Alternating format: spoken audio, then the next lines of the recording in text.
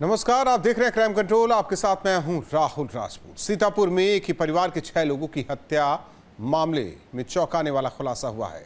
इस murder case में UP के पूर्व सीएम की पोती का लिंक सामने आने के बाद एसटीएफ को जांच सौंपी गई है, जिसने स्थानीय पुलिस की पूरी थ्योरी को बदल दिया है। कैसे 100 बीघा जमीन के लिए छोटे भाई ने अपने ही बड़े भाई के परिवार का नरसंहार किया, ये रिपोर्ट देखिए।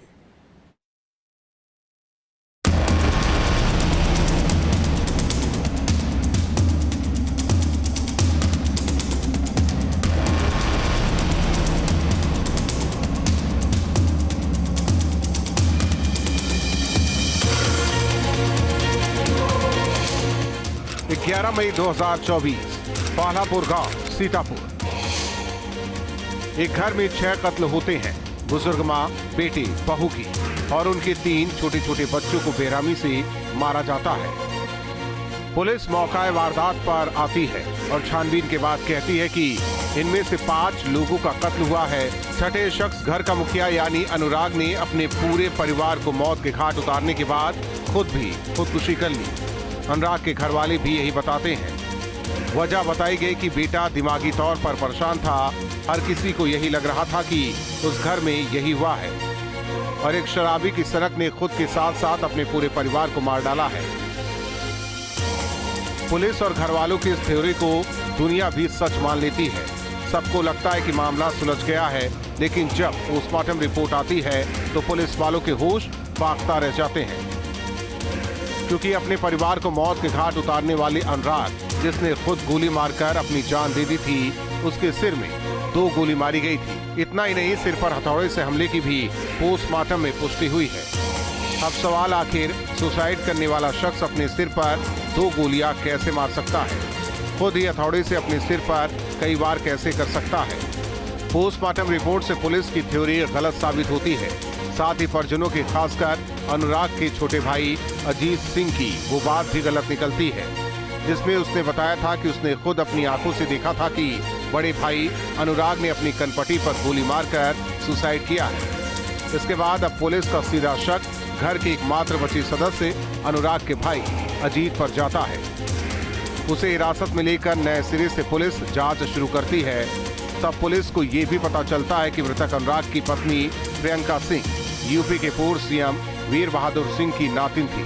पूर्व सीएम वीर बहादुर सिंह मृतक अनुराग की पत्नी के नाना और पूर्व मंत्री फतेह बहादुर सिंह उसके मामा थे। मामला हाई प्रोफाइल होने पर इस केस की जांच को एसटीएफ को सौंपा जाता है, ताकि एक घर में हुए 6 लोगों के नरसंहार का सच दुनिया के सामने आ सके। मंगलवार को लखनऊ से एसटीएफ की टीम सीतापुर पहुंची।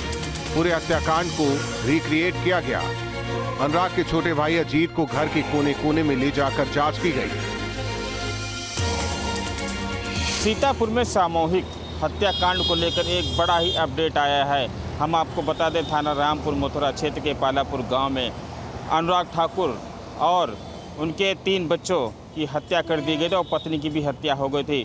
पुलिस ने शुरुआती जांच में बताया था कि अनुराग ठाकुर एक नशेड़ी व्यक्ति है और मानसिक रूप से विक्षिप्त भी है, और उसने ही अपने 3 मासूम बच्चों को और अपनी पत्नी, अपनी मां को हत्या कर दी। हत्या करने के बाद खुद को आत्महत्या कर ली। लेकिन जैसे ही अनुराग ठाकुर की पोस्टमार्टम रिपोर्ट आती है, उस पर पुलिस का बड़ा सवालिया निशान भी पुलिस पर उठता है, क्योंकि पुलिस ने शुरुआती जांच में ही अनुराग ठाकुर मानसिक रूप से विक्षिप्त बताया था। जबकि अनुराग ठाकुर काफ़ी पढ़ा लिखा हुआ व्यक्ति था। एग्रीकल्चर इलाहाबाद से भी BSc किया हुआ था और 3 बार सिविल परीक्षाएं भी दिल्ली में दे चुका था। एसटीएफ को पहले से ही अंदेशा था कि 6 लोगों के कत्ल के पीछे घर का ही कोई सदस्य है। पुलिस ने मृतक अनुराग के छोटे भाई को शक के आधार पर हिरासत में लिया और जब सख्ती से उससे पूछताछ की गई तो उसने अपना जुर्म कबूल लिया। मां, बड़े भाई और उसके पूरे परिवार को किसी ने नहीं बल्कि छोटे भाई अजीत ने ही मरवाया था।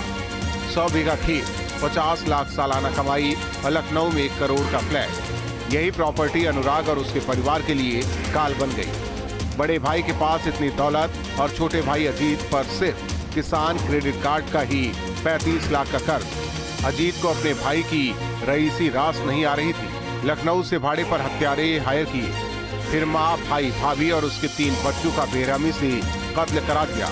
पुलिस की पूछताछ में सामने आया कि अजीत का अपने बड़े भाई से प्रॉपर्टी को लेकर झगड़ा रहता था। बात इस हद तक पहुंच गई कि उसने अनुराग की पूरी फैमिली को ही खत्म करने की साजिश रच दी। कातिल भाई का कबूलनामा। मैं पैसे से ज्यादा मजबूत नहीं था। मेरी पत्नी भी हाउसवाइफ थी। मेरे ऊपर कर्ज भी था। अनुराग अच्छा पैसा कमाता था। माँ भी उसका साथ देती थी। भाभी भी अच्छी नौकरी कर रही थी। बड़े स्कूल में बच्चे पढ़ रहे थे।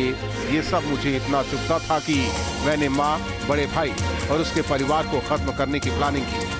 अजीत को पता चला कि उसकी भाभी प्रियंका बच्चों के साथ घर आने वाली है। वो पहले ही खूनी साजिश के तहत उसने एक दिन पहले ही अपनी पत्नी और बच्चों को उसके मायके बाराबंकी छोड़ा। लखनऊ में अपने किसी करीबी के बताए ऐसे बदमाशों से मिला जो सुपारी लेकर हत्या करते हैं। उनके साथ बैठकर हत्याकांड को कैसे अंजाम देना है ये प्लान बनाया। फिर भाभी के सीतापुर आने का इंतजार करने लगा। भाभी शुक्रवार यानी 10 मई को बच्चों के साथ घर आई। फिर अजीत ने बदमाशों को शनिवार रात घर आने का समय बता दिया। अजीत ने शूटरों को पहले ही घर की कुंडी खटखटाने से मना कर दिया। इसके बाद रात में जब भाई और अनुराग और परिवार के सारे सदस्य गहरी नींद में सो गए तो करीब 2-3 बजे के बीच उसने घर का मेन गेट खोल दिया और सभी बदमाशों को घर के अंदर बुला लिया। उसके बाद घर में खूनी खेल शुरू हो गया। बदमाशों को जो जहां मिला उसको वहीं पर खत्म कर दिया। बेरहमी से गोली मारकर उन्होंने एक-एक को मारा। 40-45 मिनट में सभी की हत्या करने के बाद सभी लोगों ने मिलकर घर से खून के निशान साफ किए। 6 लोगों का कत्ल करने के बाद बदमाश वहां से चले गए। इसके बाद अनुराग के भाई अजीत ने अपने खून से सने कपड़ों को धोया, फिर उनको छिपा दिया। उसके बाद वो कमरे में जाकर सो गया। सुबह जब पड़ोसी प्रभाकर चिल्लाते हुए घर पहुंचा तब अजीत घटना से अनजान होने का नाटक करता रहा। साथ ही चाहता था भतीजी भतीजे मर जाए, इसीलिए तड़पते बच्चों को अस्पताल ले जाने के लिए अपनी गाड़ी भी नहीं दी। डर था इनमें से कोई बच गया तो वो कहीं उसका नाम न ले ले। अनुराग का मानसिक बीमार होना और भाभी से झगड़ा कातिल अजीत की बनाई हुई कहानी थी। जिस रात हत्याकांड हुआ उस दिन घर में कोई लड़ाई झगड़ा नहीं हुआ था। सभी लोग खाना खाने के बाद सोने चले गए थे। चलिए अब आपको बताते हैं आखिर अनुराग के छोटे भाई अजीत पर पुलिस को क्यों शक हुआ।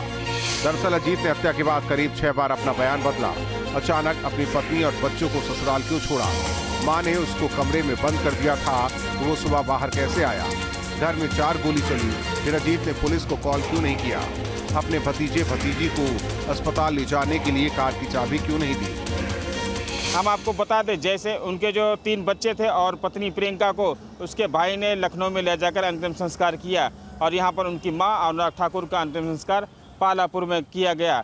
पुलिस ने अंतिम संस्कार तक तो किसी को पूछताछ के लिए नहीं पूछा, लेकिन उसके बाद अंतिम संस्कार होने के बाद उनके अनुराग ठाकुर के सगे भाई को पुलिस ने हिरासत में ले लिया और कई उनके घर के जो चचेरे भाई थे उनको भी हिरासत में ले गहनता से पूछताछ की जा रही है।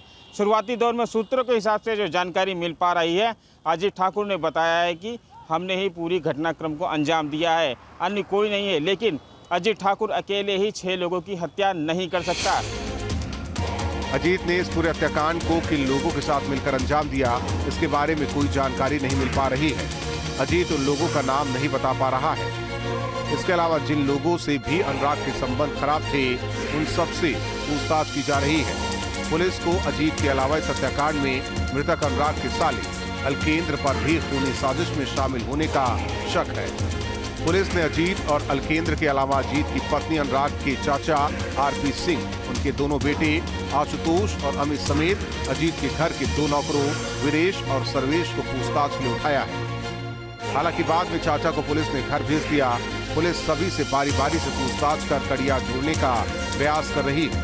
अजीत के हार्ट पेशेंट होने की वजह से पुलिस को सख्ती से पूछताछ करने में परेशानी हो रही है, लेकिन माना जा रहा है कि पुलिस ने एक घर के 6 कत्ल की गुत्थी को 90% सुलझा दिया है और जल्द ही पुलिस औपचारिक तौर पर खुलासा कर देगी। उनके चचेरे भाई का कहना है कि अनुराग ठाकुर एक ही बहुत ही अच्छा आदमी था। नशेड़ी तो जरूर था, लेकिन वह अपने बच्चों को बहुत ही प्रेम करता था। संपत्ति को लेकर जो कुछ लेन देन था इनका, अजीत ठाकुर और अनुराग ठाकुर को, उसे लेकर काफ़ी विवाद भी चल रहा था, जिसके तहत यह पूरी घटना को अंजाम दिएगा। सूत्रों की माने तो अजीत ठाकुर ने कुछ लोगों को बाहर से बुलाकर, बदमाशों को बुलाकर पूरी घटना को अंजाम दिया। पुलिस अभी आधिकारिक रूप से इसका खुलासा नहीं कर रही है, लेकिन 1-2 दिन में इस पूरी घटना का क्रम का जो खुलासा करेगी। Dharmraj Tripathi, News State, Sitapur.